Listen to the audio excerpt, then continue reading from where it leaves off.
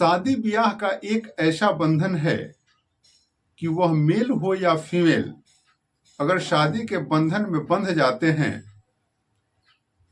तो एक दूसरे से वह जो जोड़ी लगती है उस जोड़ी से अलग हट के रहना उनके लिए नागवार गुजरने लगता है।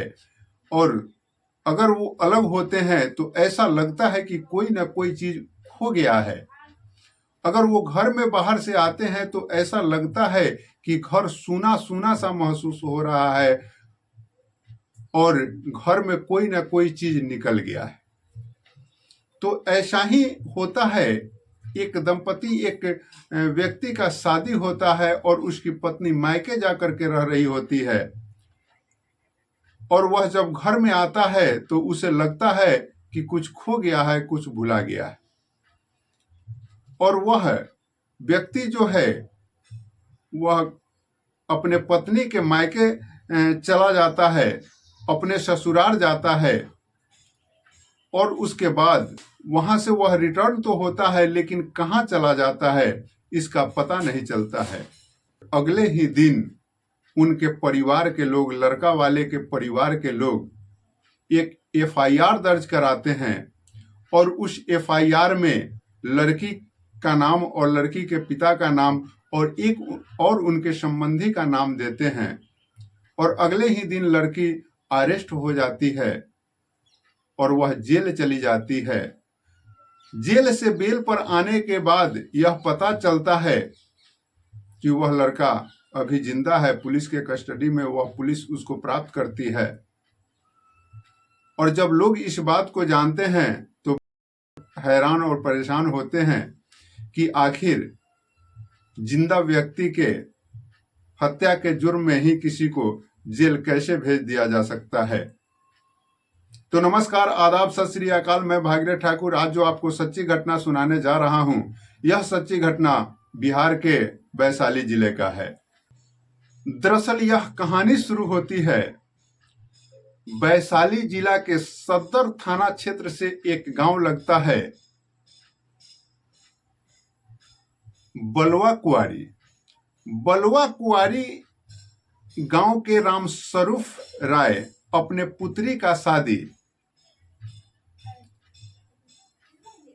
राघोपुर थाना क्षेत्र के लिटियाही गांव के जगन्नाथ राय से करते हैं और सभी चीज ठीक ठाक चलते रहता है, कोई परेशानी नहीं होता है। नहीं मायके से कोई परेशानी होती है, न ससुराल से कोई परेशानी होता है।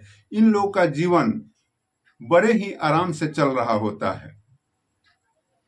इसी के दरमियान परिवार वाले जो है लड़की पर एक आरोप लगाते हैं कि इसका प्रेम संबंध इसके दिनेश राय से है और उसके साथ कुछ दशा दुर्दशा करते हैं और उस दशा दुर्दशा से वो तंग आकर लड़की अपने मायके चली जाती है। मायके जब जाती है तो वहां वह रहने लगती है और यह लड़का जब घर में आता है तो इसे सूना सूना सा महसूस होने लगता है और ऐसे ही करके दिन कटने लगते हैं और इस लड़के के अंदर बेचैनी बढ़ने लगता है। उसे अपने पत्नी से मिलने का ख्याल बार बार आते रहता है और अंत में वह लड़का जो है अपने ससुराल चला जाता है। ससुराल जाता है, पत्नी से मुलाकात होती है, सभी चीजें ठीक ठाक होती है और फिर वहां से वह रिटर्न घर के लिए आता है, लेकिन वह घर नहीं पहुंच पाता है। अगले ही दिन उस लड़का जगन्नाथी राय के भाई धर्मनाथ राय के द्वारा थाने में एक एफआईआर दर्ज कराया जाता है और उस एफआईआर में आरोपी बनाया जाता है रामस्वरूप राय, नीतू देवी और इजरा गांव के निवासी दिनेश राय को।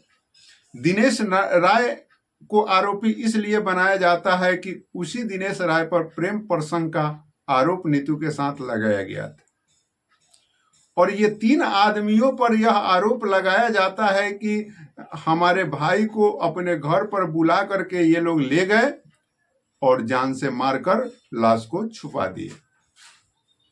और इस तरह से अगले ही दिन 24 मार्च 2016 को नीतू जो है अरेस्ट हो जाती है और जेल चली जाती है।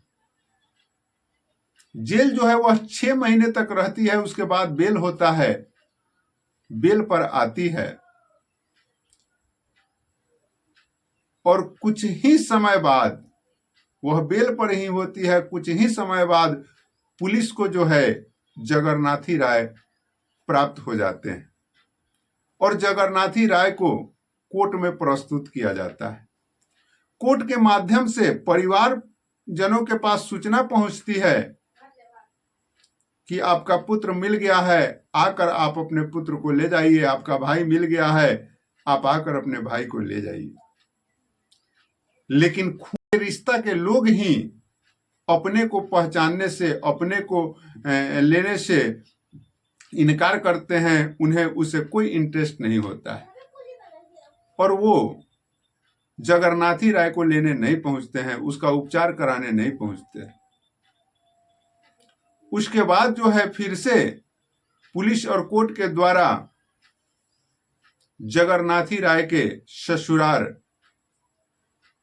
में खबर जाता है और यह खबर उसकी पत्नी जो नीतू होती है वह सुनती है। जैसे ही वह यह खबर सुनती है वैसे ही दौड़े भागे जो है कोर्ट पहुंचती है और अपने पति को इलाज के लिए, उपचार के लिए तत्परता दिखाती है। कोर्ट में जज साहब यह देखते हैं कि जगन्नाथी राय जो है मानसिक विक्षुब्ध व्यक्ति है या यूं कहें कि बुर्बक व्यक्ति है। न्यायिक दंडाधिकारी प्रेमचंद्र शर्मा होते हैं और वह विधिक सेवा प्राधिकार से आग्रह करते हैं कि जगन्नाथी राय जो है मानसिक विक्षुब्ध व्यक्ति है, इसलिए इसका सहायता किया जाए, इसका उचित उपचार करवाया जाए। और विधिक सेवा प्राधिकार जो है चिकित्सीय पदाधिकारी को आदेश देते हैं और उचित इलाज के लिए उसे भेजा जाता है और उसके साथ उसके पत्नी जो नीतू होती है और जो अपने पति के हत्या के जुर्म में जेल गई होती है, वह जो है अपने पति को लेकर के और इलाज के लिए जाती है। लेकिन वह घर वाले जो मुकदमा किए थे वे अपने लड़के को, अपने खून को लेने के लिए वहां नहीं पहुंचे। वे मुकदमा इसलिए किए थे कि इन लोगों को फंसा दिया जाए और इन लोगों से मोटी रकम की उगाही किया जाए। उनको खून के रिश्ते से कोई मतलब नहीं था। यही चीज इसमें दिख रहा है। मित्रों, मैं यह वीडियो किसी को दुख पहुंचाने या परेशान करने के लिए नहीं, अपितु आप सतर्क हो सके, सशक्त बन सके, जागरूक हो सके, इसके लिए लाया हूं। आपने इस पूरे वीडियो में देखा, सुना कि किस तरह से अपने परिवार वाले, अपने खून के लोग को इस बात से मतलब नहीं रहता है, उसके इलाज कराने से मतलब नहीं रहता है। जब वह खो जाता है तो वह बहुत बड़ा मैटर हो जाता है। इसलिए उस व्यक्ति से प्रेम नहीं, उसके परिजनों को फंसाकर उसके दौलत से प्रेम था। और जैसे ही वह लड़का मिल जाता है तो इन लोगों को लगता है कि यह तो पागल है, यह तो विक्षुब्ध है, इसे हमको क्या मतलब है। और पत्नी पर जब केस कर दिए हैं तो वो तो अब उसे पूछेगी नहीं। इस सोच के तहत ये लोग जो है उसे लेने नहीं गए और वह यूं ही इधर उधर भटक कर मर जाएगा और उसके हिस्से की सारी संपत्ति हमारी हो जाएगी। ऐसे सोच और ऐसे मानसिकता के लोग आज हमारे